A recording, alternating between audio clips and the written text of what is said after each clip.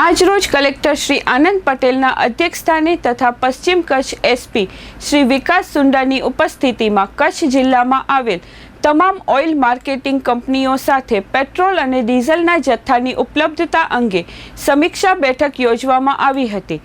બેઠકમાં યુદ્ધના કારણે પેટ્રોલ અને ડીઝલના આયાતી જથ્થા પર કોઈ અસર પડી ન હોવાથી તેમજ કચ્છમાં તમામ પેટ્રોલ પંપ પર હાલ પૂરતી માત્રામાં પેટ્રોલ અને ડીઝલનો જથ્થો ઉપલબ્ધ છે।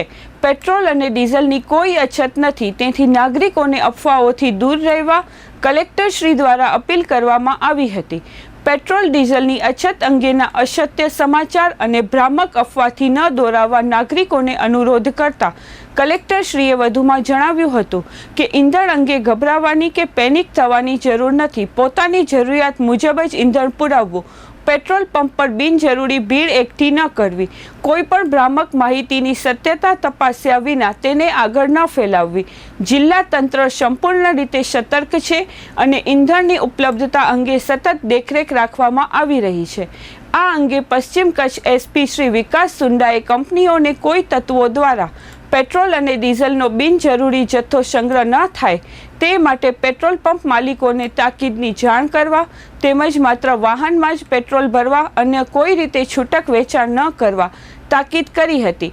જો આ પ્રકારની પ્રવૃત્તિ થતી હશે તો જવાબદારો સામે કાયદેસરની કાર્યવાહી કરવામાં આવશે। આજે માનનીય કલેક્ટર સાહેબની અધ્યક્ષતામાં અને બંને એસપી સાહેબોની અને તમામ ઓઇલ માર્કેટિંગ કંપનીના જે સેલ્સ ઓફિસર છે એની હાજરીમાં એક મિટિંગ થઈ છે। મિટિંગનું પર્પઝ એ જ હતું કે જે હાલ લોકોમાં પેનિક છે એ જરાય કરવાની જરૂર નથી અને સ્ટોકને લઈને જે સમીક્ષા કરવામાં આવી છે એમાં એવું છે કે કાલ કરતાં આજે આપણી પાસે વધારે સ્ટોક અવેલેબલ છે અને નિયમિત પણ સ્ટોક છે ઓઇલ માર્કેટિંગ કંપની પાસે અવેલેબલ છે।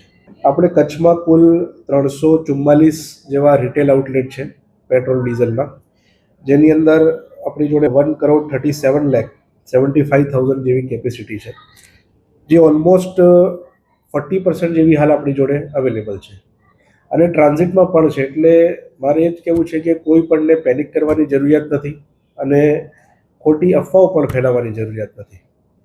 ત્રણેય સરકારી ઓઇલ માર્કેટિંગ કંપનીના ટર્મિનલ કાંડલામાં જ છે, આપણા નજીક જ છે અને તમામ ઓઇલ માર્કેટિંગ કંપની જોડે કન્ફર્મ કરતાં હાલ સ્ટોક રિલેટેડ કોઈ પણ ઇસ્યુ નથી। સંગ્રહખોરી વિશે સાહેબે બધાને એ જ સૂચના આપી છે કે ગાડીના ટાંકા સિવાય કોઈ પણ વ્યક્તિને બેરલ હોય, પીપળા હોય કે બાઉઝરોની અંદર ભરીને આપવાના નથી, ડીઝલ કે પેટ્રોલ બંને। એવું કોઈ પણ કરશે તો પોલીસ અને જિલ્લા વહીવટીતંત્ર તરફથી કાર્યવાહી કરવામાં આવશે। કોઈ પણ જાતની સ્ટોક હોલ્ડિંગ કરશે, ઇલીગલ સ્ટોરેજ કરશે તો એની સામે કડક પગલાં લેવામાં આવશે। લોકોને સાહેબ મારી એ જ અપીલ છે કે જરાય પેનિક થવાની જરૂર નથી, થોડું પેશન્સ રાખવાની જરૂરિયાત છે અને આપણી પાસે ડીઝલ અને પેટ્રોલનો પૂરતો જથ્થો ઉપલબ્ધ છે। જેમ કાલે માન્ય ડેપ્યુટી સીએમ સાહેબે પણ સૂચના આપી છે, એ જ વાત હું કહેવા માગું છું કે ના કોઈ સ્ટોક હોલ્ડિંગ કરે, ના કોઈ પેનિક કરે અને નિયમિત રીતે બધો સપ્લાય ચાલુ રહેશે।